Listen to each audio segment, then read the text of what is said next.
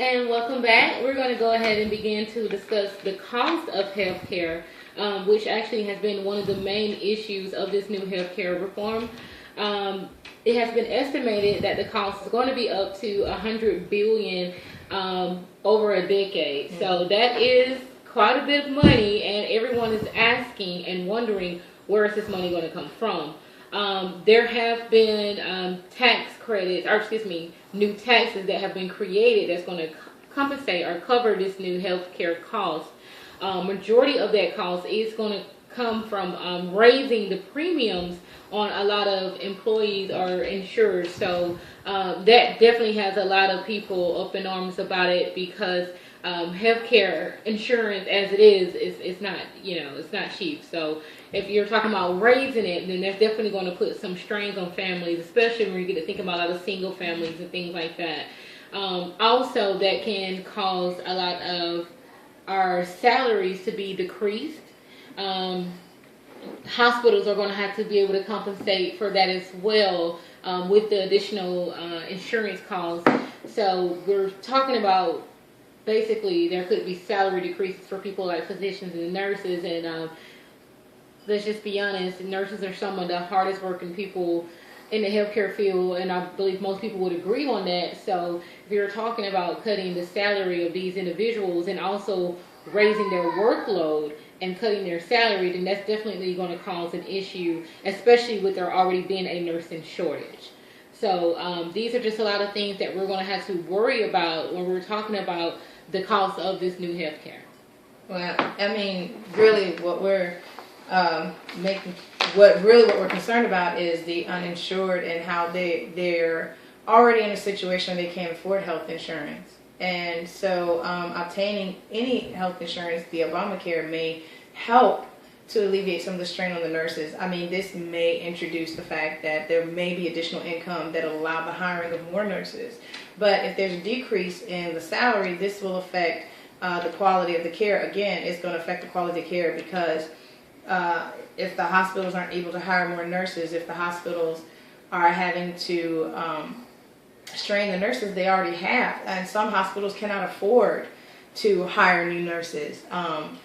Some of them are state-funded hospitals, and they are on a fixed budget that they have available. So these are some of the concerns that are being addressed when you have patients who are uninsured and not able to pay for their hospital visits and regular routine care. But there are some solutions, and one of them being is that that the Obamacare plan was to also help resolve for the uninsured, to help alleviate some of that strain, was preventive care. And preventive care for the uninsured is very important solution to helping alleviate some of the strains that are being placed on the nursing industry. It's going to provide routine checkups. It's going to provide a holistic method of care, where the nurse can actually give that quality care and educate the patient so that the patient is getting routine care and living a healthier life.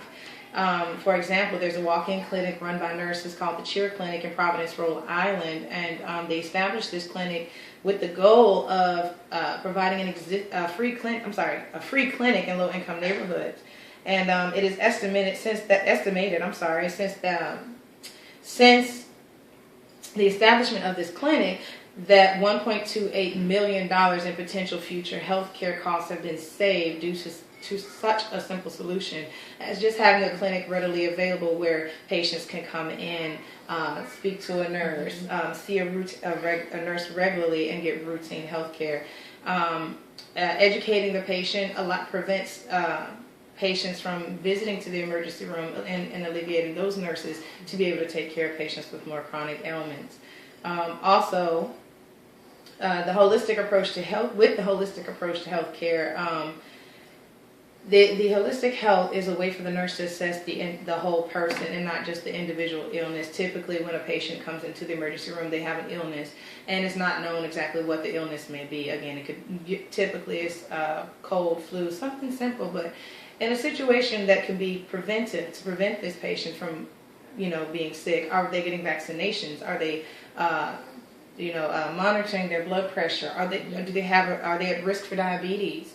With other ailments like that, nurses are able to speak to patients and keep a good record of the care that the patient is receiving, or how they're taking care of themselves and the health they're giving themselves. And they can also promote a healthy lifestyle. So this is educating patients on nutrition, educating patients on exercise, and other things and so forth.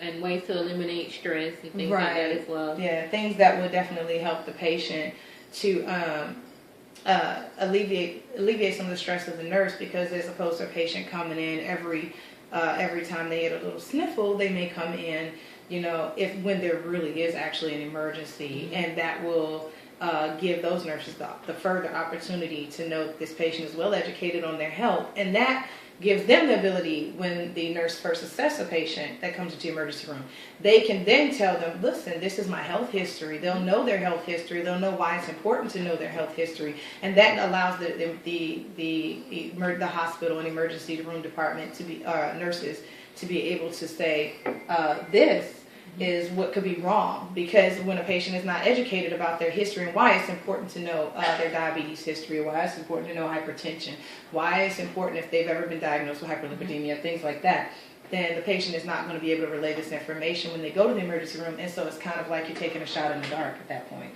That is true. But that is very true. And of course, these are all the things that have been discussed recently. Weighing it out, are the cons, the pros and the cons of this new healthcare reform. I think as things will go out and all the wrinkles are beginning to be ironed out, they will see that this will actually be beneficial. Of course, to our country, there are other countries that are actually practicing the same method of a universal or national healthcare, we should say. So we do know that it is a plan, in fact, that does work. So, but this is just kind of like I guess it's going to be our assessment on the new healthcare reform. Hopefully that it will have a positive effect on this country. But in the end, we just pretty much have to implement it and see how it goes. And hopefully we'll be able to have more nurses who can open up these nurse-managed clinics, which have obviously, in this one particular example that I provided, saved a lot of money, and more than anything, improved the quality of care that a patient is receiving. If we could provide more access to these clinics, provide more information as to how to locate these clinics, and that will definitely help the uninsured to find the resources to get the routine care, prenatal care, especially for women that are expecting, young people or young adults or adults who maybe contraceptives and protecting from STIs and things like that. Those types of things can be addressed when if they have more information as to how to access these free clinics, which are presently available to them at this time. So that would definitely alleviate some of the stress that is being placed on the nurses in the nursing industry, and definitely allow the nurse to be able to give the best care available to the patient, which is most important. It's very true. And basically, to sum it all up and to conclude it, we pretty much just have to see this is a new reform. I believe this is the first time in our country is actually practicing some type of national health care. So everyone is, of course, hoping for the best, but at the same time, we don't want this to be at the expense of anyone. That includes taxpayers or our healthcare providers.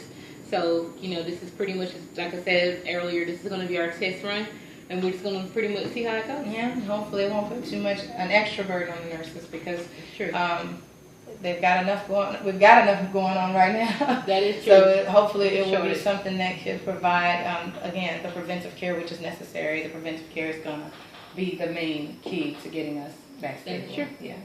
So, well, thank you for your time and visiting us. Goodbye. Good night.